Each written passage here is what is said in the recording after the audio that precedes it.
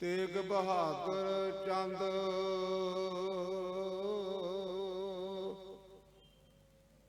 दसवें गोबिंद सिंह गुर नमो चरण अरविंद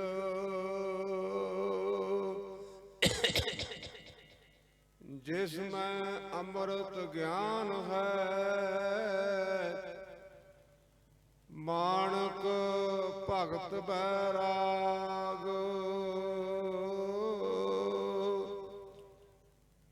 गुरु ग्रंथ साहिब उदद बंदों कर अनुराग श्री गुरु शब्द कमाए जिन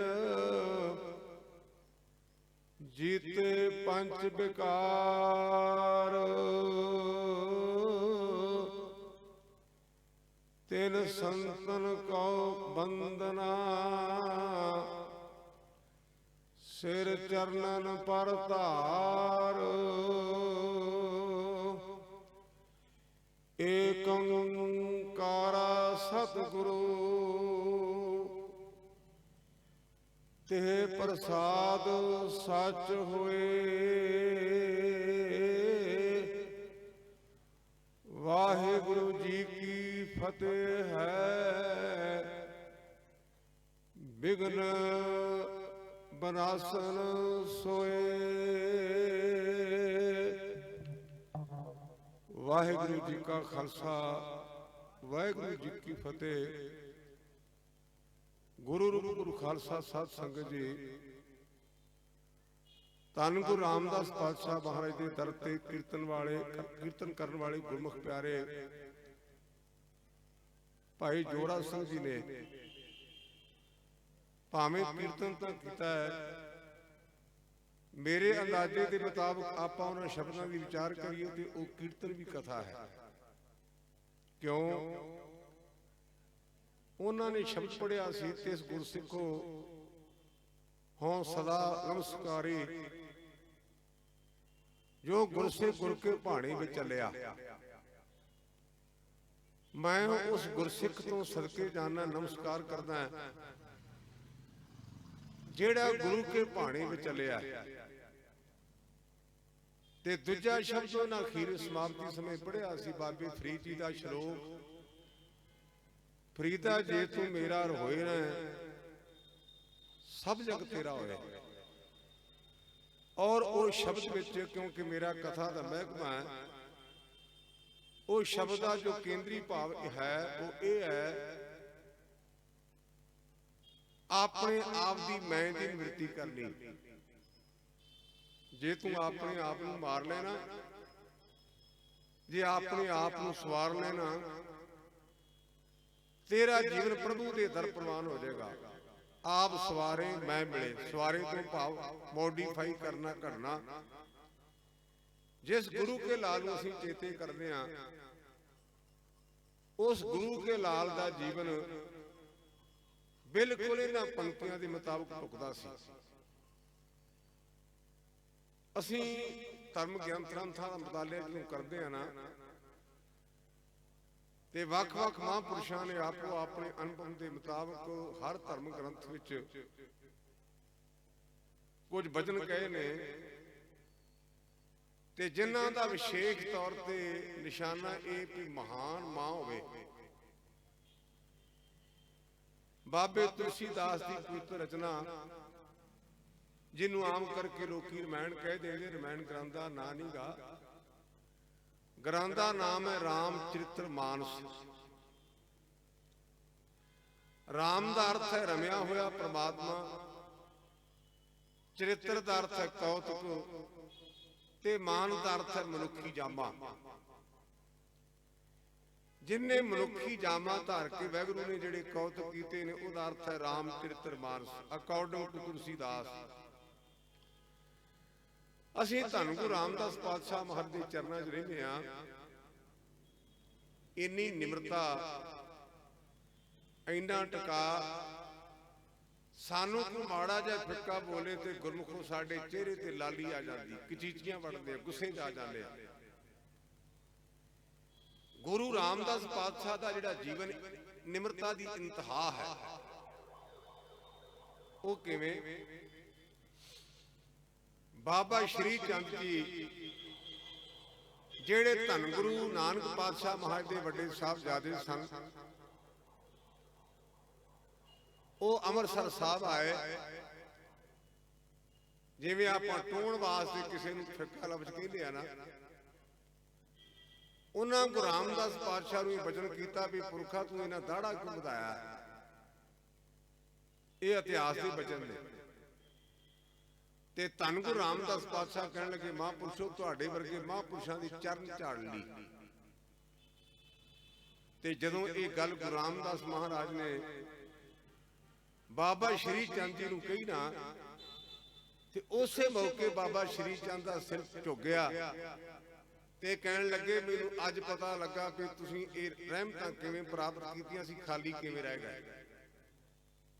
ਤੁਹਾਡੇ ਅੰਦਰ ਇੰਨੀ ਨਿਮਰਤਾ, ਤੇ ਜਿਵੇਂ ਪਾਣੀ ਨੀਵੇਂ ਥਾਂ ਤੇ ਆਉਂਦਾ ਨੀਵਾਂ ਭਰ ਜਾਂਦਾ ਤੇ ਖਾਲੀ ਟਿੱਬੇ ਖਾਲੀ ਰਹਿ ਜਾਂਦੇ ਨੇ। ਖਾਲੀ ਚੱਲੇ ਧਣੀ ਸਿਉ ਟਿੱਬੇ ਜੋ ਮੁਹਾ ਹੋ। ਅਸੀਂ ਟਿੱਬਿਆਂ ਦੀ ਤਰ੍ਹਾਂ ਮੈਂ ਕਰਕੇ ਖਾਲੀ ਰਹਿ ਗਏ ਤੇ ਗੁਰੂ ਰਾਮਦਾਸ ਪਾਤਸ਼ਾਹ ਤੂੰ ਰਹਿਮਤਾਂ ਨਾਲ ਭਰ ਗਿਓ। ਉਸ ਧੰਨ ਗੁਰੂ ਰਾਮਦਾਸ ਪਾਤਸ਼ਾਹ ਮਹਾਰਾਜ ਦੇ ਬਚਨ ਆਉਂਦੇ, ਆਪਾਂ ਗੁਰਬਾਣੀ ਪੜ੍ਹਦੇ ਹਾਂ। ਜੈ ਸ੍ਰੀ ਰਾਗ ਵਿੱਚ ਸ਼ਬਦ ਆਉਂਦਾ ਹੈ, ਜੈ ਸ੍ਰੀ ਮਹੱਲਾ ਚੌਥਾ, ਜਿਨ ਹਰ ਹਿਰਦੇ ਨਾਮ ਨਾ ਬਸਿਓ, ਤਿਨ ਮਾਤ ਕੀਜੇ ਹਰ ਬਾਂਝਾ, ਤਿਨ ਸੁਣੀ ਦੇ ਫਿਰੇ ਬਿਨ ਨਾਵੈ, ਓਏ ਖਬ ਖਬ ਮੋਏ ਕਰਾਂਝਾ। ਧੰਨ ਗੁਰੂ ਰਾਮਦਾਸ ਪਾਤਸ਼ਾਹ ਕਹਿੰਦੇ ਵੀ ਜਿਸ ਮਨੁੱਖ ਦੇ ਮਨ ਵਿੱਚ ਪ੍ਰਮਾਤਮਾ ਦਾ ਨਾਂ ਨਹੀਂ ਨਾ, ਔਰ ਉਹ ਮਨੁੱਖ ਦੀ ਜਿਹੜੀ ਮਾਂ ਹੈ, ਮੈਂ ਵਾਹਿਗੁਰੂ ਤੈਨੂੰ ਬੇਨਤੀ ਕਰਾਂਗਾ ਵੀ ਬਾਂਝ ਹੀ ਰਹਿ ਜਾਏ। ਇਹੋ ਜਿਹੇ ਨਿਕੰਮੇ ਪੁੱਤਰ ਨੂੰ ਜੀਵਨ ਦੇ ਕਰਕੇ ਆਪਣੇ ਸਰੀਰ ਨੂੰ ਬਰਬਾਦ ਨਾ ਕਰੇ। ਗੁਰਮੁਖੋ ਧਰਮ ਗ੍ਰੰਥਾਂ 'ਚ ਲਿਖਿਆ ਵੀ ਆਪਾਂ ਬੱਚਿਆਂ ਵਾਲੇ ਆ। ਜਦੋਂ ਬੱਚਾ ਦੁੱਧ ਚੁੰਘਦਾ ਹੈ ਨਾ, ਬੱਚੇ ਦੇ ਚਿਹਰੇ ਤੇ ਰੌਣਕ ਆਉਂਦੀ ਤੇ ਮਾਂ ਦਾ ਚਿਹਰਾ ਢਲ ਜਾਂਦਾ। ਗੁਰੂ ਕੀ ਬਾਣੀ 'ਚ ਧਰਮ ਗ੍ਰੰਥਾਂ ਦਾ ਵੱਖ-ਵੱਖ ਮੁਤਾਲਿਆ ਕਰੋ। ਮਾਂ ਦਾ ਜ਼ਿਕਰ ਵਿਸ਼ੇਸ਼ ਤੌਰ ਤੇ, ਬਾਪ ਦਾ ਘੱਟ। ਉਹਦਾ ਕਾਰਨ ਸਾਡੇ ਸਰੀਰ ਦੀ ਬਣਤਰ ਮਾਂ ਦੇ ਖੂਨ ਤੋਂ ਬਣੀ ਹੈ। ਸਤਿਗੁਰੂ ਗ੍ਰੰਥ ਸੱਚੇ ਪਾਤਸ਼ਾਹ ਕਹਿੰਦੇ, ਮਾਂ ਕੀ ਰਗਤ ਪਿਤਾ ਬਿੰਦ ਝਾਰਾ। ਸਾਡੇ ਸਰੀਰ ਦੀਆਂ ਜਿੰਨੀਆਂ ਵੀ ਹੱਡ ਪਸਲੀਆਂ ਨੇ, ਜਿੰਨੇ ਵੀ ਅੰਗ ਪ੍ਰਤੰਗ ਨੇ, ਇਹ ਮਾਂ ਦੇ ਖੂਨ ਦੇ ਬਣੇ ਹਨ। ਜੇ ਮਾਂ ਮਹਾਨ ਹੈ ਨਾ, ਪੁੱਤਰ ਮਹਾਨ ਹੋਵੇਗਾ, ਤੇ ਜੇ ਮਾਂ ਵਿੱਚ ਕਮੀ ਤੇ ਪੁੱਤਰ ਮਹਾਨ ਨਹੀਂ ਹੋਣਾ। ਅਗਰ ਮੈਂ ਇਹੋ ਹੀ ਕਥਾ ਕਰਾਂ ਤੇ ਸ਼ਾਇਦ 12 ਵੱਜ ਜਾਣ। ਭਾਈ ਗੁਰਦਾਸ ਦੀਆਂ ਵਾਰਾਂ ਪੜ੍ਹਿਆ ਕਰੋ, ਗੁਰਮਤਿ ਦਾ ਟੀਕਾ ਹੈ। ਉਹਨਾਂ ਨੇ 10ਵੀਂ ਵਾਰ ਵਿੱਚ 30 ਭਗਤਾਂ ਦਾ ਜ਼ਿਕਰ ਕੀਤਾ। ਸਾਡੇ 'ਚ ਇੱਕ ਔਗਣ ਹੈ, ਜਦੋਂ ਸਾਡੀ ਸਾਂਝੀ ਕਮਜ਼ੋਰੀ ਫੜੀ ਜਾਵੇ ਨਾ, ਤੇ ਆਪਾਂ ਕਹਿੰਦੇ ਮੈਂ ਨਹੀਂ ਕੀਤੀ, ਇਹਨੇ ਕੀਤੀ ਹੈ। ਲੇਕਿਨ ਧਰੂ ਦੀ ਮਾਨ ਇੰਨੀ ਮਾਨ ਹੈ ਕਿ ਉਹਨੇ ਸਾਰਾ ਆਪਣੇ ਆਪ ਤੇ ਬੋਝ ਲਿਆ। ਉਹ ਪੰਕਤੀਆਂ ਨੇ, ਧਰੂ ਹੱਸਦਾ ਕਰ ਆਇਆ, ਕਰ ਪਿਆਰ ਕੋ ਪੁੱਛੜ ਲੀਤਾ, ਬਾਹੋਂ ਪਕੜ ਉਠਾ ਲਿਆ, ਮਨ ਵਿੱਚ ਰੋਸ ਮਤਰੇਈ ਕੀਤਾ। ਡੱਡੋ ਲਿਕਾ ਮਾਂ ਪੁੱਛੇ, ਤੂੰ ਸੁਆਣੀ ਹੈ ਕਿ ਸਰੀਕਾ। ਸੁਆਣੀ ਹਾਂ ਮੈਂ ਜਨਮ ਦੀ, ਨਾਮ ਨਾ ਭਗਤੀ ਕਰਮ ਦ੍ਰਿੜੀਤਾ।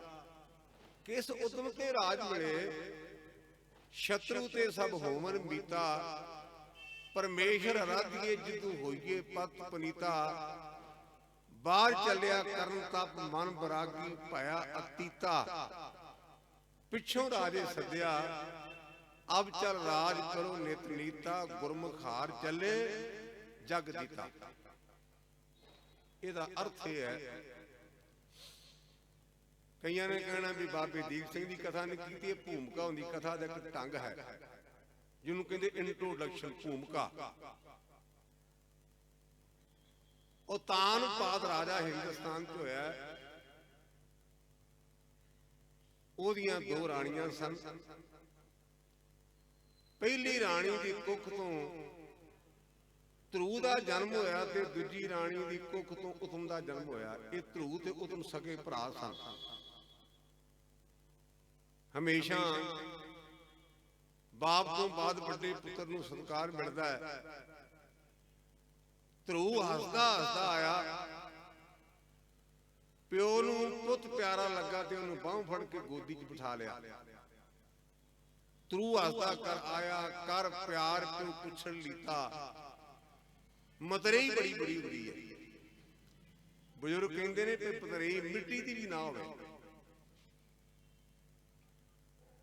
ਕਰ ਆਇਆ, ਬਾਹੋਂ ਪਕੜ ਉਠਾ ਲਿਆ, ਮਨ ਵਿੱਚ ਰੋਸ ਮਤਰੇਈ ਕੀਤਾ। ਮਤਰੇਈ ਮਾਂ ਜਰ ਨਾ ਸਕੀ, ਇੰਨੀ ਨਿਝੱਗ ਸੀ ਉਹਦਾ ਆਪਣੇ ਪਤੀ ਤੇ ਇੰਨਾ ਗਲਬਾ ਸੀ ਵੀ ਪਤੀ ਦੀ ਗੋਦੀ ਚੋਂ ਮਤੇ ਪੁੱਤ ਨੂੰ ਬਾਹਰ ਕੱਢ ਦਿੱਤਾ। ਜਿਹੜਾ ਪੁੱਤ ਸੀ ਨਾ ਹੋਣਹਾਰ ਸੀ। ਇਹਨੂੰ ਅੰਗਰੇਜ਼ੀ 'ਚ ਬੜਾ ਸੁੰਦਰ ਕਿਸੇ ਲਿਖਿਆ ਗੁਰਮੁਖ ਨੇ, ਉਹ ਕਹਿੰਦਾ ਕਮਿੰਗ ਇਨਵਰਡਸ ਕਾਸਟ देयर ਸ਼ੈਡੋ ਜੀ ਫੋਰ ਦੋਜ ਹੂ ਰੂਲ ਦਾ ਕ੍ਰੈਡਰ ਰੂਲ ਦਾ ਵਰਲਡ। ਜਿਹੜੇ ਭੰਗੂੜਿਆਂ ਤੇ ਰਾਜ ਕਰਦੇ, ਉਹ ਦੁਨੀਆ ਤੇ ਰਾਜ ਕਰਦੇ ਨੇ। ਜਿਨ੍ਹਾਂ ਨੇ ਕੁਝ ਕਰਨਾ ਹੁੰਦਾ ਉਹਨਾਂ ਦੇ ਬਚਪਨ ਤੋਂ ਪਤਾ ਚੱਲਦਾ ਵੀ ਕੁਝ ਨਾ ਕੁਝ ਬਣੇਗਾ। ਜਦੋਂ ਮਤਰੇਈ ਨੇ ਇਉਂ ਉਹਦੇ ਨਾਲ ਵਿਤਕਰਾ ਕੀਤਾ ਨਾ, ਤੇ ਧਰੂ ਆਪਣੀ ਮਾਂ ਨੂੰ ਪੁੱਛਣ ਲੱਗਾ, ਬਾਹੋਂ ਪਕੜਾ ਉਠਾ ਲਿਆ, ਮਨ ਵਿੱਚ ਰੋਸ ਮਤਰੇਈ ਕੀਤਾ। ਡੱਡੋ ਲਿਕਾ ਮਾਂ ਪੁੱਛੇ। ਡੱਡੋ ਲਿਕ ਦਾ ਅਰਥ ਹੁੰਦਾ ਹੈ ਵੀ ਕਈ ਵਾਰਾਂ ਦੁਖਦਾਈ ਘਟਨਾ ਵਾਪਰ ਜਾਏ ਨਾ, ਤੇ ਆਪਾਂ ਕਈ ਵਾਰਾਂ ਕਹਿੰਦੇ ਵੀ ਉਹਦੇ ਮਨ ਤੇ ਇੰਨਾ ਦੁੱਖ ਸੀ ਵੀ ਉਹ ਰੋਣਾ ਚਾਹੁੰਦਾ ਸੀ, ਰੋਇਆ ਨਹੀਂ ਗਿਆ, ਉਹਦਾ ਮਨ ਪੱਥਰ ਹੋ ਗਿਆ। ਇਹ ਆਪਾਂ ਘਟਨਾ ਸਮਾਜ ਵਿੱਚ ਵੇਖਦੇ ਹਾਂ।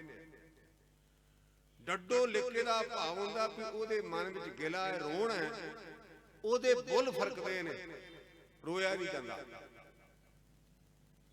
ਆਪਣੀ ਮਾਂ ਨੂੰ ਪੁੱਛਣ ਲੱਗਾ, ਮਾਂ ਤੂੰ ਇਸ ਰਾਜੇ ਦੀ ਰਾਣੀ ਨਹੀਂ, ਮੈਂ ਇਸ ਰਾਜੇ ਦਾ ਪੁੱਤਰ ਨਹੀਂ। ਮੈਂ ਬੇਨਤੀ ਕੀਤੀ ਕਿ ਆਪਾਂ ਆਮ ਕਰਕੇ ਕਿਤੇ ਸਾਂਝੀ ਗਲਤੀ ਹੋਵੇ ਤੇ ਆਪਾਂ ਦੂਜੇ ਤੇ ਰੋਕਦੇ ਵੀ ਮੈਂ ਕੁਝ ਨਹੀਂ ਕੀਤਾ, ਇਹਦੀ ਗਲਤੀ ਹੈ। ਆਪਾਂ ਆਪਣੇ ਆਪ ਨੂੰ ਸੁਣਾਉਂਦੇ ਹਾਂ। ਧਰੂ ਦੀ ਮਾਂ ਨੂੰ ਨਮਸਕਾਰ। ਉਹ ਕਹਿੰਦੀ, ਹੀਰਿਆ ਸੁਆਣੀ ਹਾਂ ਮੈਂ ਜਨਮ ਦੀ, ਨਾਮ ਨਾ ਭਗਤੀ ਕਰਮ ਦ੍ਰਿੜੀਤਾ। ਮੈਂ ਇਸ ਰਾਜੇ ਦੀ ਰਾਣੀ ਆ। ਦੂਜੀ ਭੈਣ ਦੇ ਨਾਲੋਂ ਮੈਂ ਪਹਿਲਾਂ ਵਿਆਹ ਕੇ ਆਈ ਆ, ਪਰ ਬੇਟਾ ਇੱਕ ਕਮੀ ਰਹਿ ਗਈ, ਮੈਂ ਨਾਮ ਨਹੀਂ ਜਪਿਆ। ਤੇ ਮੈਂ ਨਾਮ ਨਹੀਂ ਜਪਿਆ ਤੇ ਤੂੰ ਨਾਮ ਤੋਂ ਹੀਣੀ ਮਾਂ ਦੀ ਕੁੱਖ ਤੋਂ ਪੈਦਾ, ਤੇ ਇਹ ਮੇਰੀ ਗਲਤੀ ਕਰਕੇ ਤੇਰਾ ਅਪਮਾਨ ਹੋਇਆ ਹੀ। ਹੁਣ ਹਰ ਬੱਚੇ ਨੇ ਆਪਣੀ ਮਾਂ ਨੂੰ ਪੁੱਛਿਆ, ਕਿਸ ਉਦਮ ਤੇ ਰਾਜ ਮਿਲੇ, ਸ਼ਤਰੂ ਤੇ ਸਭ ਹੋਵਣ ਮੀਤਾ। ਮਾਂ ਜਿਹੜਾ ਸਮਾਂ ਲੰਘ ਗਿਆ ਉਹ ਤਾਂ ਆਪਣੇ ਵੱਸ ਵਿੱਚ ਨਹੀਂ, ਪਰ ਹੁਣ ਤੂੰ ਕਿਰਪਾ ਕਰਕੇ ਇਹ ਦੱਸ ਕਿ ਇਹ ਰਾਜ ਮਿਲੇਗਾ ਕਿਵੇਂ, ਦੁਸ਼ਮਣ ਮਿੱਤਰ ਕਿਵੇਂ ਬਣਨਗੇ। ਇੱਕ ਸ਼ਬਦ ਮਾਰੂ ਦੱਖਣੇ ਦੇ ਵਿੱਚ ਆਉਂਦਾ ਹੈ, ਔਰ ਤਕਰੀਬਨ ਆਮ ਸਾਡੇ ਮਾਈ ਭਾਈ ਉਹ ਸ਼ਬਦ ਦਾ ਜਾਪ ਵੀ ਕਰਦੇ ਨੇ, ਪਰ ਕਰਦੇ ਭਾਵਨਾ ਇਸ ਭਾਵਨਾ ਨਾਲ ਵੀ ਮੇਰੇ ਕੋਲ ਪੈਸੇ ਬਹੁਤੇ ਆਉਣ। ਜਾਪ ਮਾੜਾ ਨਹੀਂ, ਪਰ ਟਾਰਗੇਟ ਹੁੰਦਾ ਕਿ ਇਹ ਜਾਪ, ਇਹ ਸ਼ਬਦ ਦੇ ਜਾਪ ਕਰਨ ਬੰਦੇ ਕੋਲ ਪੈਸੇ ਜ਼ਿਆਦੇ ਆਉਂਦੇ ਨੇ। ਉਹ ਸ਼ਬਦ ਹੈ, ਜਾਂ ਤੂੰ ਮੇਰੇ ਵੱਲ ਹੈ ਤਾਂ ਕਿਆ ਮੁਸ਼ੰਦਾ, ਤੂੰ ਸਭ ਕੁਛ ਮੈਨੂੰ ਸੌਂਪਿਆ, ਜਾਂ ਤੇਰਾ ਬੰਦਾ ਲਖਮੀ ਟੋਟ ਨਾ ਆਵੀ ਖੱਟ ਰਹਾਂਦਾ, ਲੱਖ 84 ਮੇਦਨੀ ਸਭ ਸੇਵ ਕਰੰਦਾ। ਇਹ ਵੈਰੀ ਮਿੱਤਰ ਸਭ ਕੀਤਿਆਂ ਨੇ ਮੰਗੇ ਬੰਦਾ, ਲੇਖਾ ਕੋਈ ਨਾ ਪੁੱਛੇ ਜਹਰ ਬਖਸ਼ੰਦਾ। ਮਾਂ ਨੇ ਆਖਿਆ, ਪੁੱਤਰ ਪਰਮੇਸ਼ਰ ਰੱਬ ਗਏ। ਮੈਂ ਸਵੇਰੇ ਵੀ ਜ਼ਿਕਰ ਕਰਕੇ ਆਇਆ ਮੰਡੀ ਸਾਹਿਬ, ਅੰਮ੍ਰਿਤਸਰ ਦੀ ਮਾਂ ਨੂੰ ਚਾਹੀਦਾ ਕਿ ਆਪਣੇ ਪੁੱਤਰ ਨੂੰ ਆਖੇ ਵੀ ਪੁੱਤਰਾ 8 ਪੈਰਾਂ 'ਚ ਘੱਟ ਤੋਂ ਘੱਟ ਇੱਕ ਵਾਰ ਗੁਰੂ ਰਾਮਦਾਸ ਦੇ ਦਰ ਤੇ ਮੱਥਾ ਟੇਕਿਆ। ਪਰ ਇੱਥੇ ਉਲਟਾ ਚੱਕਰ, ਜਿੰਨੇ ਅੰਮ੍ਰਿਤਸਰ ਦੇ ਚੌਂਕ ਓਨੀਆਂ ਕਬਰਾਂ ਤੇ ਲੋਕੀ ਲੈਣਾ ਲਾ ਖਲੋਤੇ ਹੁੰਦੇ ਨੇ। परमेश्वर का अर्थ मैं सवेरे भी किया, सवेरे भी आया सी गुरबाणी च। परमेश्वर का परम ईश्वर सुप्रीम पावर,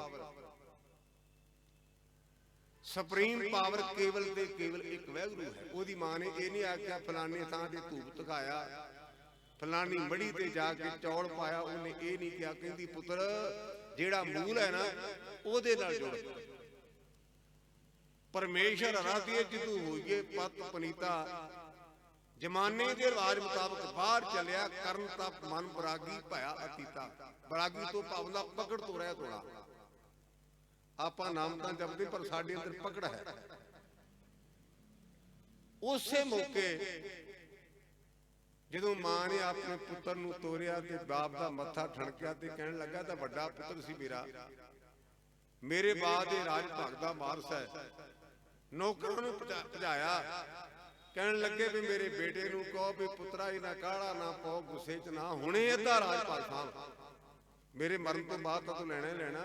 अब चल तो पावन दा अब हुण ते चल चल ना कर, हुणे चल, अब चल राज करो नित नीता।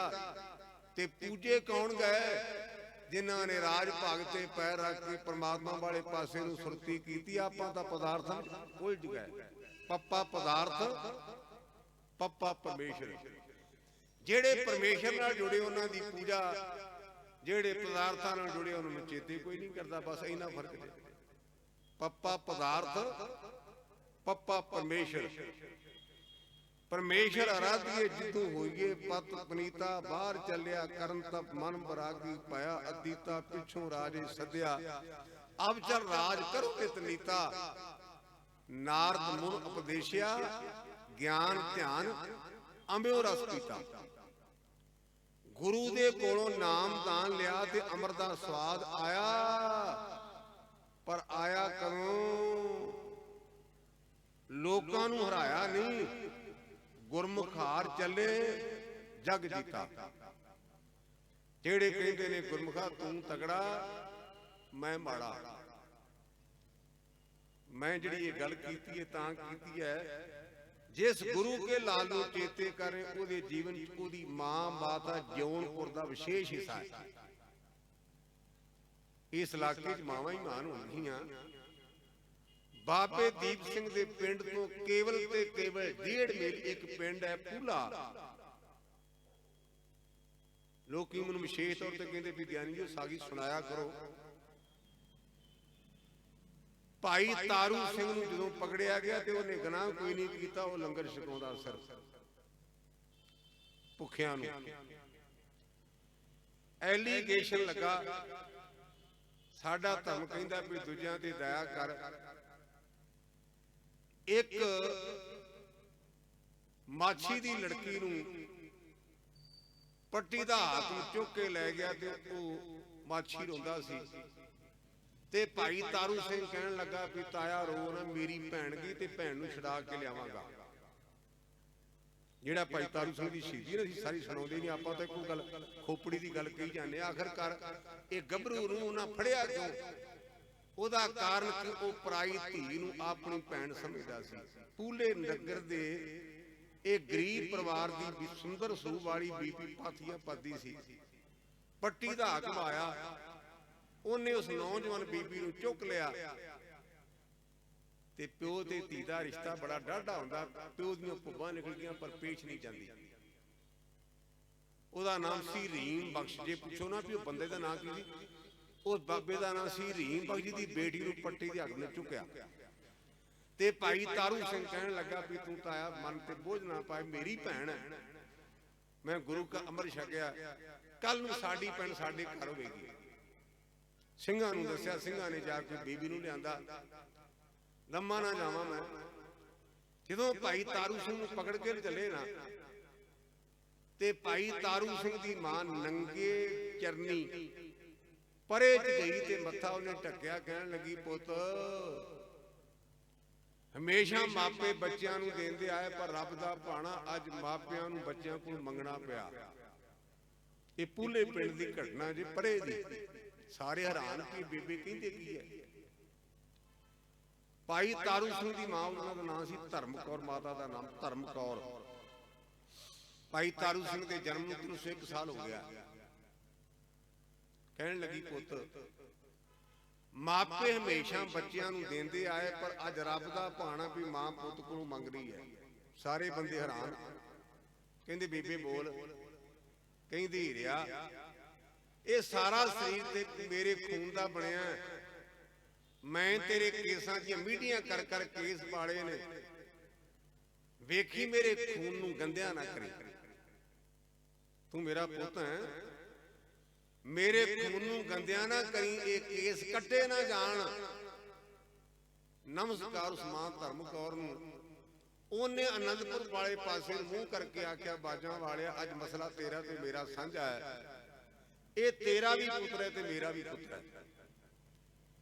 ਆਪਾਂ ਗੁਰਮੁਖੋ ਦੋ ਤਰ੍ਹਾਂ ਦਾ ਪਿਤਾ ਹੁੰਦਾ ਸਾਡਾ, ਇੱਕ ਨਾਦੀ ਪਿਤਾ ਹੁੰਦਾ ਤੇ ਇੱਕ ਬਿੰਦੀ ਪਿਤਾ ਹੁੰਦਾ। ਨਾਦੀ ਮਾਂ ਵੀ ਹੈ। ਅਸੀਂ ਤਾਂ ਉਮਰ ਛਕਿਆ ਸਾਰਿਆਂ ਨੇ ਆਪਾਂ, ਤੇ ਸਾਨੂੰ ਗੁਰੂ ਕੇ ਪੰਜ ਪਿਆਰੇ ਸਭਾ ਕਿਹਾ ਸੀ ਕਿ ਅੱਜ ਤੋਂ ਤੁਹਾਡਾ ਪਿਤਾ ਗੁਰੂ ਗੋਬਿੰਦ ਸਿੰਘ ਮਹਾਰਾਜ, ਜਨਮ ਤੁਹਾਡਾ ਕੇਸਗੜ੍ਹ ਸਾਹਿਬ ਦਾ, ਤੇ ਤੁਹਾਡੀ ਮਾਂ ਮਾਤਾ ਸਾਹਿਬ ਕੌਰ, ਉਹਨੂੰ ਕਹਿੰਦੇ ਨਾਦੀ ਮਾਤਾ, ਨਾਦੀ ਪਿਤਾ। ਮਾਤਾ ਧਰਮ ਕੌਰ ਜੀ ਕਹਿਣ ਲੱਗੀ ਬਾਜਾਂ ਵਾਲਿਆ ਇਹ ਤੇਰਾ ਵੀ ਪੁੱਤਰ ਹੈ ਤੇ ਮੇਰਾ ਵੀ ਪੁੱਤਰ ਹੈ, ਕਿਹੋ ਜੀ ਮਾਂ ਹੋਵੇਗੀ ਉਹ। ਮੈਂ ਨਹੀਂ ਚਾਹੁੰਦੀ ਵੀ ਮੇਰਾ ਪੁੱਤ ਘੋੜੀ ਤੇ ਚੜੇ ਤੇ ਭਾਵੇਂ ਨਾ ਚੜੇ, ਪਰ ਵੇਖੀ ਕਿਤੇ ਇਹਦੇ ਕੇਸਾਂ ਦੀ ਬੇਅਦਬੀ ਨਾ ਹੋਵੇ। ਮੈਂ ਤੇਰੀ ਅੱਗੇ ਅਰਦਾਸ ਕਰਦੀ। ਉਸ ਮਾਂ ਦੀ ਅਰਦਾਸ ਦਾ ਸਦਕਾ ਇਤਿਹਾਸ ਪੜ੍ਹਦੇ ਆ, ਖੋਪੜੀ ਕੱਟੀ ਗਈ ਪਰ ਭਾਈ ਤਾਰੂ ਸਿੰਘ ਦੇ ਕੇਸ ਨਹੀਂ ਕੱਟੇ ਗਏ।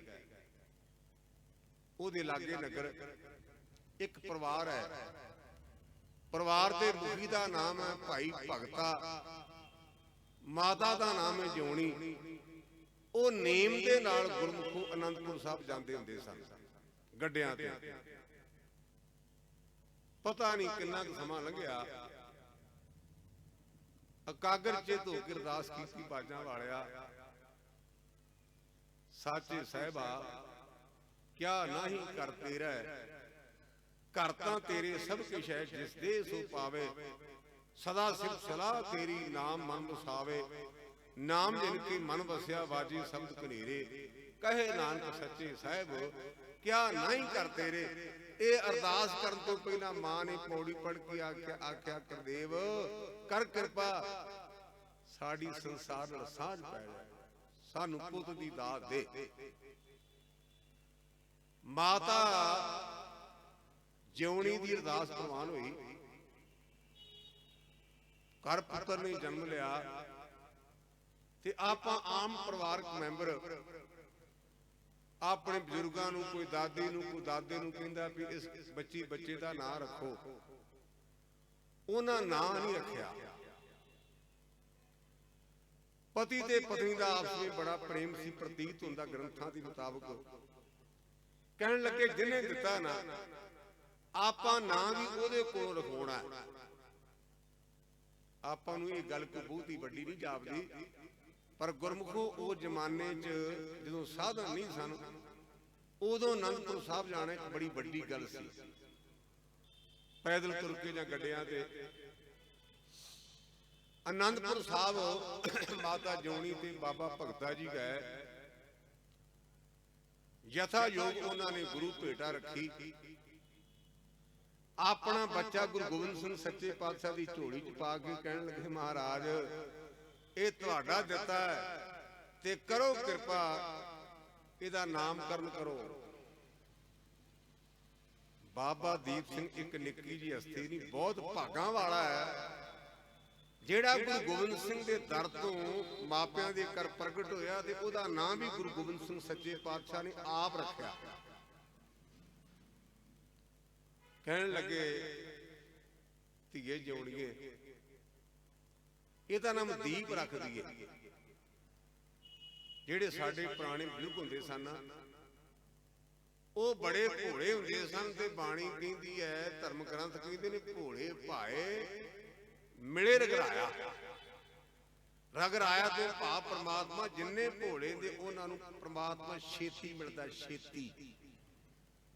ਮਾਂ ਭੋਲੀ ਕਹਿਣ ਲੱਗੀ ਮਹਾਰਾਜ ਮੈਂ ਸਮਝੀ ਨਹੀਂ ਇਹ ਦੀਪ ਦਾ ਕੀ ਅਰਥ ਹੋਇਆ। ਕਲਗੀਧਰ ਪਾਤਸ਼ਾਹ ਕਹਿਣ ਲੱਗੇ ਬੀਬੀ ਦੀਪ ਦੇ ਅਰਥ ਹੁੰਦਾ ਹੈ ਦੀਵਾ, ਤੇ ਕਹਿਣ ਲੱਗੀ ਜੀ ਸਾਨੂੰ ਦੀਵਾ ਦਿੱਤਾ ਜੇ। ਕਲਗੀਧਰ ਬਾਪੂ ਹੱਸ ਕੇ ਕਹਿਣ ਲੱਗਾ ਭੁੱਲ ਗਏ ਜਿਉਣੀਏ, ਜਿਵੇਂ ਦੀਵਾ ਚਾਨਣ ਦਿੰਦਾ ਤੇ ਲੋਕੀ ਠੇਡੇ ਨਹੀਂ ਖਾਂਦੇ, ਤੇਰਾ ਪੁੱਤਰ ਲੋਕਾਂ ਨੂੰ ਆਪਣੇ ਜੀਵਨ ਤੋਂ ਚਾਨਣ ਦੇਗਾ। ਜਿਹੜੇ ਭੜਕਦੇ ਹੋਣਗੇ ਉਹਨਾਂ ਦਾ ਮਨ ਟੇਗਾ ਦੀ ਸੰਗਤ ਕਰਕੇ। ਤੇ ਇੱਕ ਦੀਪ ਦਾ ਅਰਥ ਇਹ ਵੀ ਹੈ, ਜਹਾਜ਼ ਦੇ ਵਿੱਚ, ਮਾਫ ਕਰਨਾ ਸਮੁੰਦਰ ਦੇ ਵਿੱਚ ਜਿਹੜੇ ਜੰਜੀਰੇ ਹੁੰਦੇ ਉਹਨੂੰ ਅਸੀਂ ਦੀਪ ਕਹਿੰਦੇ ਆ। ਸਮੁੰਦਰ ਦੇ ਵਿੱਚ ਜਹਾਜ਼ ਚੱਲਦੇ ਨੇ ਸਮੁੰਦਰੀ, ਤੇ ਕਈ ਵਾਰ ਉਹਨਾਂ ਜਿਹਨੂੰ ਟਾਪੂ ਵੀ ਕਹਿ ਦਿੰਦੇ ਆ, ਉਹਨੂੰ ਦੀਪ ਵੀ ਕਹਿ ਦਿੰਦੇ ਆ। ਕਹਿਣ ਲੱਗੇ ਵੀ ਜਿਵੇਂ ਦੀਪ ਤੇ ਆ ਕੇ ਭੜਕੇ ਜਹਾਜ਼ ਰੁਕਦੇ ਨੇ ਨਾ, ਤੇਰੇ ਪੁੱਤਰ ਦੇ ਕੋਲ ਭੜਕੇ ਆਣ ਕੇ ਰਾਹ ਲੈਣਗੇ। ਚਾਹ ਚੜ ਗਿਆ ਮਾਤਾ ਜੋਣੀ ਨੂੰ, ਬਾਬੇ ਭਗਤੇ ਨੂੰ।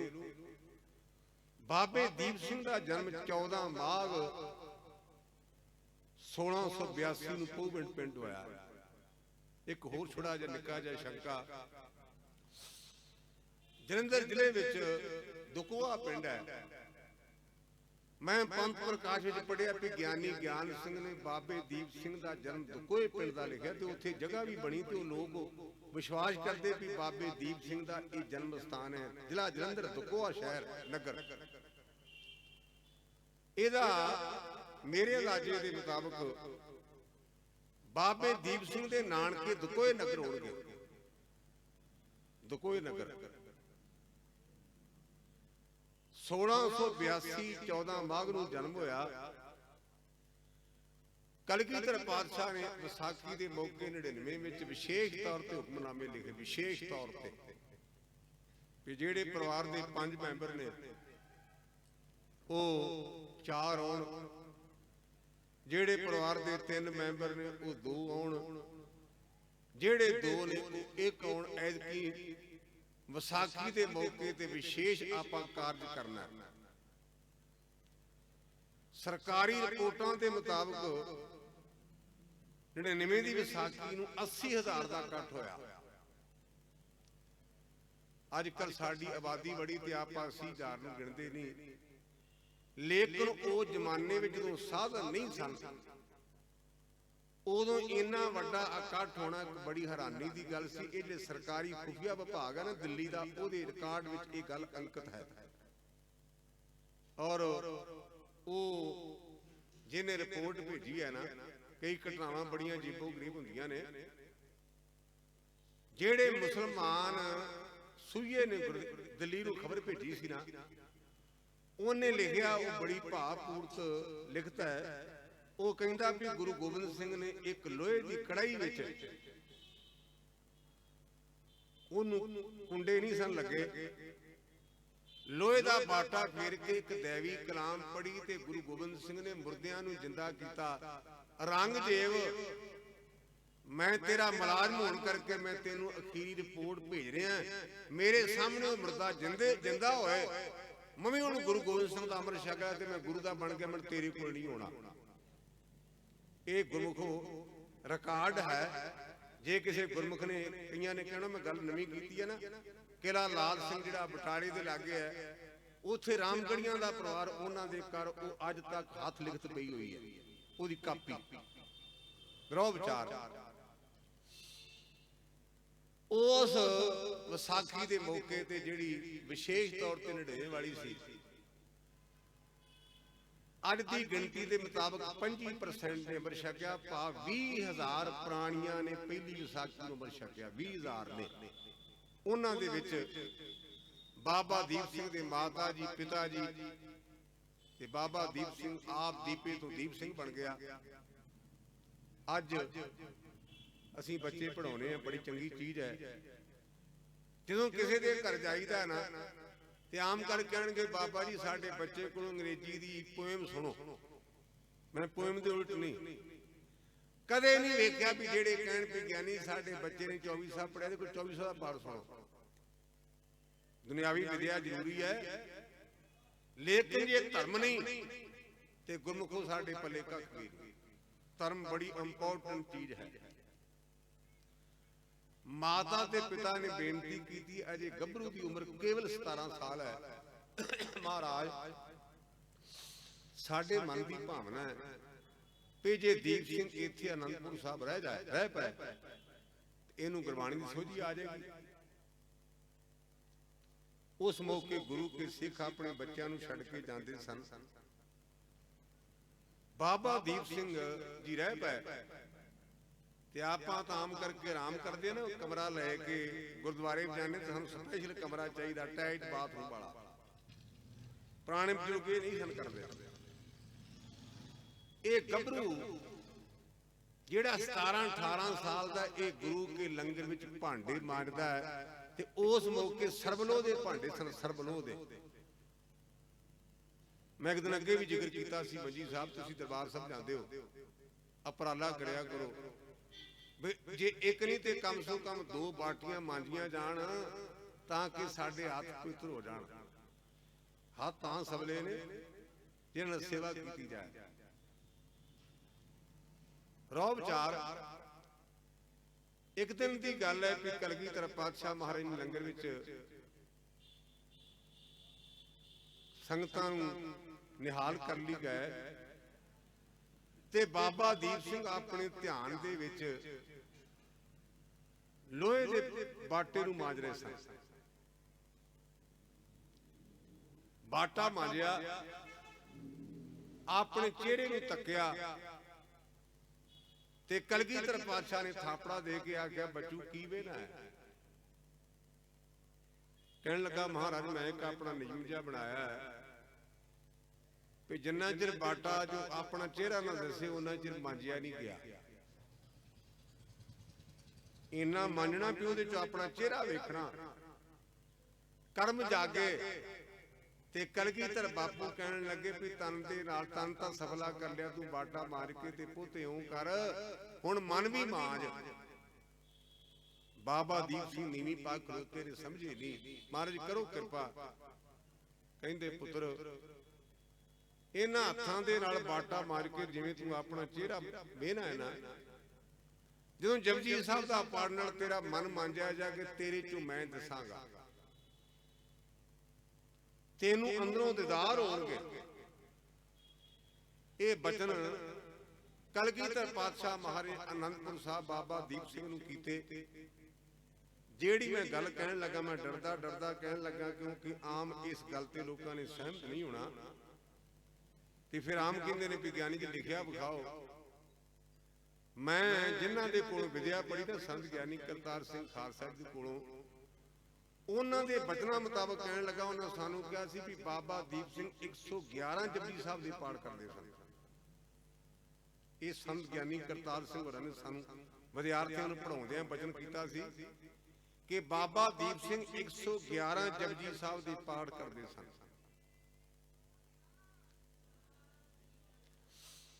ਇਹ ਹੁਣ ਬੜੀ ਅਜੀਬੋ ਗਰੀਬ ਗੱਲ ਹੈ। 111 ਮਹਾਂਪੁਰਸ਼ਾਂ ਦੀਆਂ ਜਿਹੜੀਆਂ ਘਟਨਾਵਾਂ ਨੇ ਉਹ ਬੜੀਆਂ ਅਜੀਬੋ ਕਿ ਸਾਡੀ ਸਮਝ ਤੋਂ ਬਾਹਰ ਹੁੰਦੀਆਂ ਨੇ।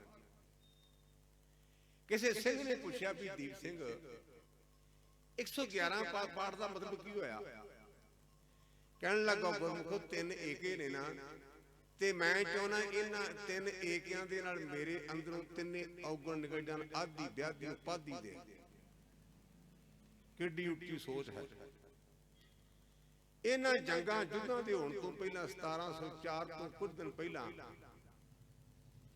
ਬਾਬਾ ਦੀਪ ਸਿੰਘ ਜੀ ਨੂੰ ਕਲਗੀਧਰ ਪਾਤਸ਼ਾਹ ਨੇ ਰਵਾਨਾ ਕੀਤਾ ਤੇ ਕਹਿਣ ਲੱਗੇ, ਪੁੱਤਰ ਸਮੇਂ ਦੇ ਮੁਤਾਬਕ ਅਸੀਂ ਤੈਨੂੰ ਬੁਲਾ ਲਾਂਗੇ, ਖਿਆਲ ਰੱਖੀ। ਜਦੋਂ ਗੁਰਮੁਖੋ ਕਲਗੀਧਰ ਪਾਤਸ਼ਾਹ ਜੰਗਾਂ ਯੁੱਧਾਂ ਤੋਂ ਵਿਹਲੇ ਹੋ ਕਰਕੇ ਦਮਦਮਾ ਸਾਹਿਬ ਗਏ, ਉਹਨਾਂ ਨੇ ਉਚੇਚੇ ਤੌਰ ਤੇ ਸਿੰਘ ਭੇਜ ਕੇ ਤੇ ਪਹੂਬਿੰਡ ਨਗਰ ਤੋਂ ਬਾਬਾ ਦੀਪ ਸਿੰਘ ਨੂੰ ਦਮਦਮਾ ਸਾਹਿਬ ਸਾਬੂ ਕੀ ਤਲਵੰਡੀ ਜੋ 5ਵਾਂ ਤਖਤ ਉੱਥੋਂ ਬੁਲਾਇਆ। ਔਰ ਇਹ ਬੜੀ ਵੱਡੀ ਗੱਲ ਹੈ ਕਿ ਬਾਬਾ ਦੀਪ ਸਿੰਘ 52 ਸਾਲ ਦਮਦਮਾ ਸਾਹਿਬ ਸਾਬੂ ਕੀ ਤਲਵੰਡੀ ਦੇ ਜਥੇਦਾਰ ਹੈ। 52 ਸਾਲ ਉਹਨਾਂ ਦੀ ਉਮਰ ਕੁੱਲ 75 ਸਾਲ ਹੈ ਤੇ 24 ਸਾਲ ਦੀ ਉਮਰ ਵਿੱਚ ਗੁਰੂ ਗੋਬਿੰਦ ਸਿੰਘ ਸੱਚੇ ਪਾਤਸ਼ਾਹ ਨੇ ਉਹਨਾਂ ਨੂੰ ਜਥੇਦਾਰ ਬਣਾਇਆ ਤੇ 52 ਵਰੇ ਉਹਨਾਂ ਨੇ ਉਸ ਤਖਤ ਦੀ ਸੇਵਾ ਕੀਤੀ। ਸੇਵਾ ਕਿਵੇਂ ਕੀਤੀ? ਬਾਬਾ ਮਨੀ ਸਿੰਘ ਜੀ, ਜਿਹੜੀ ਆਪਾਂ ਕਹਿੰਦੇ ਨਾ ਬਾਬਾ ਦੀਪ ਸਿੰਘ ਦਾ ਸੀਸ ਕੱਟਿਆ ਗਿਆ, ਤੇ ਕਈਆਂ ਨੇ ਆਪਾਂ ਕਈ ਵਾਰ ਗੱਲਾਂ ਬਿਨਾਂ ਵਿਚਾਰ ਤੋਂ, ਕਿਉਂਕਿ ਸਿਆਣੇ ਕਹਿੰਦੇ ਹਰ ਗੱਲ ਕਰੋ ਪਹਿਲਾਂ ਵਿਚਾਰੋ। ਇੱਕ ਸਾਡੇ ਸਮਾਜ ਵਿੱਚ ਗਲਤ ਪ੍ਰਾਪੇਗੰਡਾ ਹੈ ਵੀ ਬਾਬਾ ਮਨੀ ਸਿੰਘ ਨੇ ਗੁੜਕੇ ਬਣਾਏ ਤੇ ਸਿੰਘਾਂ ਨੇ ਆਖਿਆ ਵੀ ਤੂੰ ਬਾਣੀ ਦੀ ਅੱਡ ਅੱਡ ਕੀਤਾ ਤੇ ਤੇਰੇ ਬੰਦ ਕੱਟੇ ਜਾਣਗੇ। ਇਹ ਆਮ ਲੋਕਾਂ ਦੀ ਦੰਦ ਕਥਾ ਹੈ, ਪਰ ਗੁਰਮਤਿ ਮੁਤਾਬਕ ਜਾਇਜ਼ ਨਹੀਂ। ਗੁਰਮੁਖੋ ਬਰੀ ਦਾ ਭਾਵ ਹੋਇਆ ਵੀ ਜੇ ਗੁੜਕੇ ਤੋਂ ਬਾਣੀ ਪੜ੍ਹਨੀ ਬਾਬੇ ਮਨੀ ਸਿੰਘ ਨੇ ਬਣਾਏ ਤੇ ਆਂਗੇ ਕੱਟੇ ਤੇ ਆਪਾਂ ਰੋਜ਼ਾਨਾ ਬਾਣੀ ਗੁੜਕੇ ਪੜ੍ਹਦੇ, ਫਿਰ ਆਪਣੇ ਵੀ ਕੱਟੇ ਜਾਣਗੇ। ਇਹ ਨਹੀਂ। ਜਿਹੜੀ ਇਹ 10 ਗ੍ਰੰਥੀ ਆਦਿ ਪੋਥੀਆਂ ਨੇ, ਇਹ ਗੁਰੂ ਗੋਬਿੰਦ ਸਿੰਘ ਸੱਚੇ ਪਾਤਸ਼ਾਹ ਦੇ ਸਮੇਂ ਪ੍ਰਚਲਿਤ ਹੋਈਆਂ। ਤੁਸੀਂ ਭਾਈ ਤਾਰੂ ਸਿੰਘ, ਜਿਹੜੇ ਬਾਬਾ ਤਾਰਾ ਸਿੰਘ ਬਾਹ ਵਾਲੇ ਹੋਏ, ਉਹਨਾਂ ਦਾ ਕੋਈ ਦਿਨ ਪਹਿਲਾਂ ਸ਼ਹੀਦੀ ਦਿਹਾੜਾ ਮਨਾਇਆ ਗਿਆ। ਥਾਂ ਥਾਂ ਤੇ ਬਾਬਾ ਤਾਰਾ ਸਿੰਘ 8 ਪੈਰ ਆਪਣੇ ਗਾਤਰੇ ਦੇ ਵਿੱਚ 10 ਗ੍ਰੰਥੀ ਰੱਖਦੇ ਸਨ। ਬਾਬਾ ਤਾਰਾ ਸਿੰਘ ਬਾਹ ਬਕਾਇਦਾ ਇਤਿਹਾਸ ਵਿੱਚ ਅੰਕਿਤ ਹੈ। ਔਰ ਜਦੋਂ ਉਹਨਾਂ ਨੇ ਸ਼ਹੀਦ ਹੋਣ ਦਾ ਐਲਾਨ ਕੀਤਾ, ਉਹਨਾਂ ਨੇ 10 ਗ੍ਰੰਥ ਦਾ ਉਹ 10 ਗ੍ਰੰਥੀ ਵਿੱਚ ਹੁਕਮਨਾਮਾ ਲਿਆ ਤੇ ਆਖਿਆ ਸਿੰਘੋ ਵੀ ਮੈਨੂੰ ਜਾਣ ਦੀ ਆਗਿਆ ਨਹੀਂ, ਮੈਂ ਸਹੀ ਛੱਡਣਾ। ਬਾਬਾ ਤਾਰਾ ਸਿੰਘ ਬਾਹ ਦੀ ਜੀਵਨ ਕਥਾ ਪੜੋ। ਬਾਬਾ ਮਨੀ ਸਿੰਘ ਬਾਬਾ ਦੀਪ ਸਿੰਘ ਤੋਂ ਵੱਡੇ ਸਨ। ਇਹ ਉਹਨਾਂ ਦੇ ਨਾਲ ਸਹਾਇਕ ਲਿਖਾਰੀ ਲੱਗੇ, ਕਿਉਂਕਿ ਉਹ ਜ਼ਮਾਨੇ 'ਚ ਕਲਮਾਂ ਕਾਗਜ਼ ਦਾ ਪ੍ਰਬੰਧ ਬੜਾ ਔਖਾ ਸੀ। ਅੱਜ ਕੱਲ੍ਹ ਕੋਈ ਗੱਲ ਨਹੀਂ ਸੀ। ਉਹ ਸਾਰਾ ਪ੍ਰਬੰਧ ਬਾਬਾ ਦੀਪ ਸਿੰਘ ਜੀ ਕਰਦੇ। ਬਾਬਾ ਮਨੀ ਸਿੰਘ ਨੇ ਜਿਹੜਾ ਮੌਜੂਦਾ ਗੁਰੂ ਗ੍ਰੰਥ ਸਾਹਿਬ ਜੀ ਪਾਤਸ਼ਾਹ ਦਾ ਪਾਵਨ ਸਰੂਪ ਹੈ, ਇਹ ਲਿਖਿਆ ਤੇ 9ਵੇਂ ਪਾਤਸ਼ਾਹ ਦੀ ਬਾਣੀ ਗੁਰੂ ਗੋਬਿੰਦ ਸਿੰਘ ਸੱਚੇ ਪਾਤਸ਼ਾਹ ਨੇ ਉਹਦੇ ਚ ਅੰਕਿਤ ਕਰਕੇ ਤੇ ਸਾਨੂੰ ਆਖਿਆ ਸਭ ਸਿੱਖਾਂ ਨੂੰ ਹੁਕਮ ਹੈ ਗੁਰੂ ਮਾਨਿਓ ਗ੍ਰੰਥ। ਜਦੋਂ ਕਲਗੀਧਰ ਪਾਤਸ਼ਾਹ ਮਹਾਰਾਜ ਦੱਖਣ ਨੂੰ ਰਵਾਨਾ ਹੋ ਗਏ ਔਰ ਬਾਬਾ ਦੀਪ ਸਿੰਘ ਨੂੰ ਇੱਥੋਂ ਦੀ ਜ਼ਿੰਮੇਵਾਰੀ ਦਿੱਤੀ। ਬਾਬਾ ਦੀਪ ਸਿੰਘ ਬੈਠੇ ਨਹੀਂ, ਉਹਨਾਂ ਨੇ ਗੁਰੂ ਗ੍ਰੰਥ ਸਾਹਿਬ ਜੀ ਪਾਤਸ਼ਾਹ ਦੇ 5 ਸਰੂਪ, 4 ਗੁਰਮੁਖੀ ਵਿੱਚ, 1 ਅਰਬੀ ਚ ਲਿਖਿਆ। ਇੱਕ ਸਰੂਪ ਸ੍ਰੀ ਅਕਾਲ ਤਖਤ ਸਾਹਿਬ ਦੇ ਅੱਜ ਵੀ ਸੁਭਾਏਮਾਨ ਹੈ ਤੇ ਮੇਰੀ ਖੁਸ਼ਕਿਸਮਤੀ ਵੀ ਮੈਨੂੰ ਉਹ ਹੁਕਮਨਾਮਾ ਲੈਣ ਦਾ ਮੌਕਾ ਵੀ ਮਿਲਿਆ, ਕਿਉਂਕਿ ਜਦੋਂ ਵਿਸ਼ੇਸ਼ ਆਪਾਂ ਸਮਾਗਮ ਕਰਦੇ ਨੇ, ਜਦੋਂ ਦਰਬਾਰ ਸਾਹਿਬ ਜਲਾਓ ਲੱਗਦਾ, ਉਸ ਦਿਨ ਅਸੀਂ ਉਹ ਬਾਬਾ ਦੀਪ ਸਿੰਘ ਵਾਲੇ ਪਾਵਨ ਸਰੂਪ ਦਾ ਦਰਬਾਰ ਸਾਹਿਬ ਪ੍ਰਕਾਸ਼ ਕਰਦੇ ਹਾਂ। ਉਹਨੂੰ ਇੱਕ ਸਿਰ ਸੋਨੇ ਦੀ ਜਿਲਦ ਬਣੀ ਲੱਗੀ ਹੈ ਔਰ ਬੜੀ ਸੁੰਦਰ ਲਿਖਾਈ ਹੈ ਬਾਬਾ ਦੀਪ ਸਿੰਘ ਜੀ ਦੀ। ਰੋ ਵਿਚਾਰ ਅਸੀਂ ਇੱਕੋ ਗੱਲ ਤੇ ਜ਼ਿਆਦਾ ਜ਼ੋਰ ਦਿੰਦੇ ਹਾਂ ਵੀ ਬਾਬਾ ਦੀਪ ਸਿੰਘ ਦਾ ਸੀਸ ਕੱਟਿਆ ਗਿਆ ਤੇ ਜੰਗ ਕੀਤਾ। ਸਭ ਤੋਂ ਵੱਡੀ ਜਿਹੜੀ ਗੱਲ ਹੈ ਨਾ ਗੁਰੂ ਨਾਨਕ ਦੇ ਘਰ ਵਿੱਚ ਜਾਂ ਹਰ ਧਰਮ ਗ੍ਰੰਥ ਵਿੱਚ, ਉਹ ਹੈ ਬੰਦੇ ਦਾ ਕਰੈਕਟਰ। ਆਪ ਰੋਜ਼ਾਨਾ ਜਪਜੀ ਦਾ ਪਾਠ ਕਰਦੇ ਹਾਂ। ਹਜ਼ੂਰ ਕਹਿੰਦੇ ਜਦ ਭਾਰਾ ਤੀਜ ਸੁਨਿਆਰ ਐਨ ਬਾਤ ਵੇਦ ਹਥਿਆਰ ਭਉ ਖੱਲਾ ਅਗਨ ਤਪਤਾਓ ਭਾਂਡਾ ਭਾਉ ਅੰਮ੍ਰਿਤ ਢਾਲ ਘੜੀਏ ਸ਼ਬਦ ਸੱਚੀ ਟਕਸਾਲ ਪਰ ਇੱਥੇ ਆਵੇਗਾ ਕੌਣ ਜਿਨ ਕੋ ਨਦਰ ਕਰਮ ਤਨਕਾਰ। ਜਿਹਦੇ ਤੇ ਗੁਰੂ ਦੀ ਨਿਗਾਹ ਹੋਈ ਨਾ, ਨਦਰ ਦਾ ਭਾਵ ਹੈ ਨਿਗਾਹ ਤੇ ਕਰਮ ਦਾ ਆਪਣਾ ਬਖਸ਼ਿਸ਼। ਜਿਹਦੇ ਤੇ ਗੁਰੂ ਦੀ ਨਿਗਾਹ ਪਈ ਤੇ ਗੁਰਮੁਖ ਕੋਈ ਬਖਸ਼ਿਸ਼ ਉਹਦੇ ਤੇ ਹੋਵੇਗੀ, ਉਹਦੀ ਨਿਗਾਹ ਤੋਂ ਬਿਨਾਂ ਬਖਸ਼ਿਸ਼ ਨਹੀਂ। ਆਪਾਂ ਆਮ ਕਰਕੇ ਸਾਡੀ ਸਾਰਿਆਂ ਦੀ ਭਾਵਨਾ ਵੀ ਅਸੀਂ ਚੰਗਾ ਪਕਵਾਨ ਖਾਈਏ, ਲੇਕਿਨ ਬਾਬਾ ਦੀਪ ਸਿੰਘ ਨੇ ਜਿਹੜੇ ਸਰੂਪ ਲਿਖੇ ਨੇ ਅਕੋਰਡਿੰਗ ਟੂ ਸਾਡੀ ਹਿਸਟਰੀ, ਕੱਚੇ ਬੇਰ ਖਾ ਖਾ ਕੇ ਲਿਖੇ ਨੇ, ਕੱਚੇ ਬੇਰ ਖਾ ਖਾ ਕੇ, ਤਾਂ ਕਿ ਰੋਟੀ ਬਹੁਤੀ ਖਾਣ ਦੀ ਨਾਲ ਨੀਂਦ ਨਾ ਆਵੇ। ਅਸੀਂ ਪੜ੍ਹਦੇ ਹਾਂ ਭਾਈ ਸਾਹਿਬ ਭਾਈ ਗੁਰਦਾਸ ਜੀ ਦੇ ਬੋਲ, ਹਾਂ ਤੇ ਘੋਲ ਘਵਾਇਆ ਥੋੜਾ ਸਵੇਂ ਥੋੜਾ ਹੀ ਖਾਵੇ। ਔਰ ਕਲਗੀਧਰ ਪਾਤਸ਼ਾਹ ਦੇ ਬਚਨ ਆਪਾਂ ਸ਼ਬਦ ਜਾਰੇ ਪਾਸ਼ੀ 10ਵੀਂ ਵਿੱਚ ਪੜ੍ਹਦੇ ਹਾਂ। ਅਲਪਹਾਰ ਸੁਲਪ ਸੀ ਨਿੰਦਰਾ ਦਇਆ ਸ਼ਿਮਾ ਤਨ ਪ੍ਰੀਤ ਸੀਰ ਸੰਤੋਖ ਸਦਾ ਨਿਰਭੈ ਹਵੇ ਵੋ ਤਿਰਗੁਣ ਅਤੀਤ ਕਾਮ ਕ੍ਰੋਧ ਹੰਕਾਰ ਲੋਭ ਹਠ ਮੋਹ ਨ ਮਨ ਸੋ ਲਿਆਵੇ ਤਬ ਹੀ ਆਤਮ ਤਤ ਕੋ ਪਰਸੇ ਪਰਮ ਪੁਰਖ ਕਹਿ ਪਾਵੇ। ਉਸ ਨਿਯਮ ਦੇ ਮੁਤਾਬਕ ਬਾਬਾ ਦੀਪ ਸਿੰਘ ਦਾ ਖੁਰਾਕ ਬਹੁਤ ਸਾਦੀ ਸੀ। विशेष तौर पर मैं जिस घटना तो मुतासर वो ये है बाबे का अखलाक करैक्टर। अहमद शाह अब्दाली ने पंजाब से 17 हमले किए ने, महमूद गजनवी ने बड़े किए ने, उन्होंने भी 17 गिनती शायद। जदों 12वां हमला किया ना, उस हमले में हिंदुस्तान दियां नौजवान बीबियां ते नौजवान गभरूआं नूं विशेष तौर पर टारगेट बना करके बन के लिजाया गया। इतिहास पढ़ीदा ते शर्मलड़ सिर नीवा हो जाता है। इतिहास लिखिया कि गजनी के शहर विच एक मुर्गे के बराबर हिंदुस्तान दियां 2 कुड़ियां बेचियां जांदियां सन। ये मैं अपने कोलों नहीं कह रहा, साडे इतिहास की लिखत है कि साडे हिंदुस्तान दियां बच्चियां दी इन्नी बेपती इन्ना अपमान हुंदा सी कि गजनी के बाजार विच एक मुर्गे के बराबर हिंदुस्तान दियां 2 नौजवान बीबियां नूं बेचिया जांदा। ये मैं अपने कोलों नहीं कह रहा, लिखत विच है। जदों बाबा दीप सिंह नूं पता चलिया भी साडे हिंदुस्तान तो नौजवान बीबियां ते बच्चों नूं पकड़ के अहमद शाह अब्दाली ले जा रहा है। बल्लो के हैड को पाकिस्तान बड़ा मशहूर जगह, असीं बजुर्गों को ना सुनिया पर वेख्या नहीं। बल्लो के हैड जिवें अपना हरीका हैड है ना, इस तरह एक बल्लो के हैड है। उस तरह से उन्हें बन के पाए सन और इन्हां ने एकदम रात नूं हमला किया। ਜਿਹੜੀ मैं गल कहन लगा कई ने इस नाल सहमत नहीं होना। सोहन सिंह सीदल की मैं लिखत पढ़ी, ਉਹਦੇ ਚ ਉਹਨਾਂ ਲਿਖਿਆ ਸੀ ਵੀ ਜਿਹੜੀਆਂ ਉਹਨਾਂ ਨੇ ਦੇਗਾਂ ਬਣਾਈਆਂ ਸੀ ਨਾ, ਗੁਰੂ ਕੇ ਖਾਲਸੇ ਨੇ ਉਹਦੇ ਚ ਕਿਰਪਾਨ ਭੇਟ ਕਰਕੇ ਤੇ ਕੋਈ ਛਕਿਆ ਲੰਗਰ ਬਣਾ ਕੇ ਕਿਰਪਾਨ ਭੇਟ ਕਰਕੇ। ਉਹਨਾਂ ਬੀਬੀਆਂ ਦੇ ਨੌਜਵਾਨਾਂ ਦੇ ਸਰਨਾਮੇ ਪੁੱਛੇ ਗਏ, ਭਾਈ ਤੂੰ ਕਿਹੜੇ ਨਗਰ ਦਾ ਹੈ? और बाबा दीप सिंह ने उन्होंने सारे के खर्चे जिहड़े सी वो दे करके उन्होंने घरी पहुँचाया। विशेष घटना यह कि उन्होंने बीबियां में चंबे के राजे की बेटी सी, जिहड़ा हिमाचल प्रदेश है ना, उत्थे रियासतां ने, उन्होंने रियासतां च रियासत चंबे की इतिहास, जिहड़े चंबे के राजे ने दी बेटी बाबा बंदा सिंह बहादुर की धर्म पत्नी भी बनी, तो उसकी कुख तो बाबा अजय सिंह पैदा होया, जिहदियां बोटियां बोटियां करके शहीद किया गया। बाबा दीप सिंह बाबा बंदा सिंह बहादुर का सहरा नगर सी चंबा। वो चंबे नगर की बीबी राजे की जिहड़ी धी सी ना, वो भुब्बा मार के ते बाबे दीप सिंह की गल लग के रो पई। भुब्बा मार के इन्नियां बीबियां इन्ने नौजवान ते सारे हैरान हो गए। बाबा जी ने उस बीबी बच्ची के सिर से हथ रख के सिर पलोस के आख्या धीए ये रोन का मौका नहीं, तू इन्नी परेशान, दस तेरे अंदर की वापरदा, तेन दर्द की है, की परेशानी है? असीं तेन छुड़ा लिया, असीं तेरे बाप हाँ, तू साडी धी है।